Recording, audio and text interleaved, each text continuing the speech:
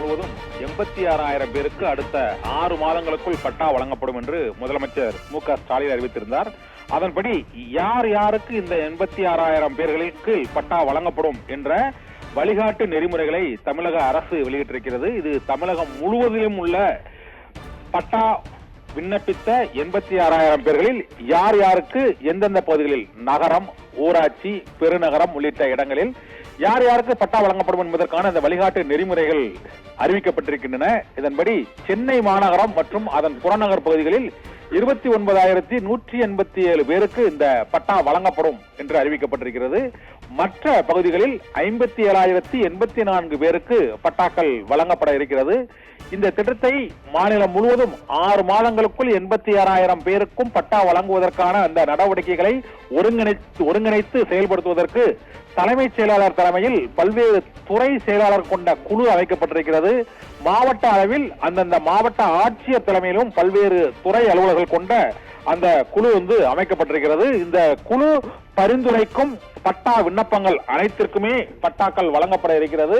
இதுவரை விண்ணப்பித்தவர்களில் சென்னை மாநகரை பொறுத்தவரை 10 ஆண்டுகள் அங்கு வசித்தவர்களாக இருக்க வேண்டும். மற்ற மாவட்டங்களை பொறுத்தவரை பட்டா பெறுவதற்கு தகுதியானவர்களுக்கு 5 ஆண்டுகள் வரை இந்த இடங்களில் அவர்கள் வசித்திருக்க வேண்டும். மற்றும் சென்னையில் 3 லட்சம் ரூபாய் வரை ஆண்டு வருமானம் பெறுபவராக இருக்கணும். 3 லட்சத்திற்குள் பெறுபவராக இருந்தால் அவர்களுக்கு இலவச பட்டாக்கள் வழங்கப்படும் என்றும், அது இந்த 86,000 பேருக்கு பட்டாக்கள் 6 மாதத்தில் வழங்கப்படும் என்று அறிவிக்கப்பட்ட சூழ்நிலையில் அவர்களுக்கான வகைப்பாடுகள் மற்றும் எந்தெந்த பகுதிகளில் வசிப்போருக்கு வழங்கப்படும் என்பது தொடர்பாகவும் வழிகாட்டு நெறிமுறைகள் வெளியிடப்பட்டிருக்கிறது.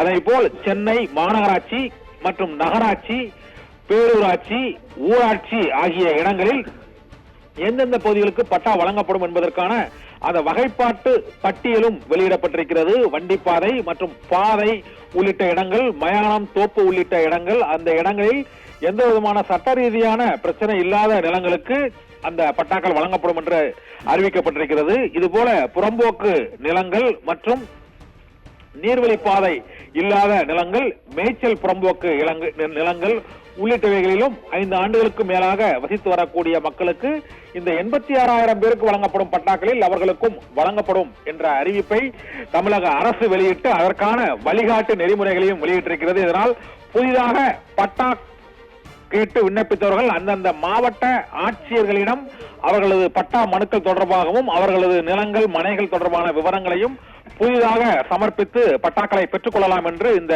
புதிய வழிகாட்டு நெறிமுறையில் அறிவிக்கப்பட்டிருக்கிறது. ரிதி.